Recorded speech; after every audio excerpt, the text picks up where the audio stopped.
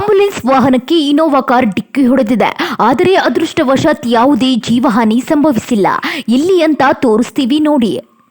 ಹೌದು, ಬಾಗಲಕೋಟೆಯ ನವನಗರದ fire office circle ಬಳಿ ಈ ಘಟನೆ ನಡೆದಿದೆ.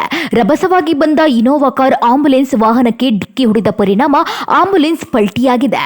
ಇನ್ನು ಆಂಬ್ಯುಲೆನ್ಸ್ನಲ್ಲಿ ಗರ್ಭಿಣಿ ಮಹಿಳೆ ಇದ್ದು, ಅಪಘಾತದ ಬಳಿಕ ಸ್ಥಳೀಯ ಯುವಕರು ತಕ್ಷಣವೇ ನೆರವಿಗೆ ಧಾವಿಸಿ ಗರ್ಭಿಣಿಯನ್ನ ಸುರಕ್ಷಿತವಾಗಿ ಹೊರತೆಗೆದರು.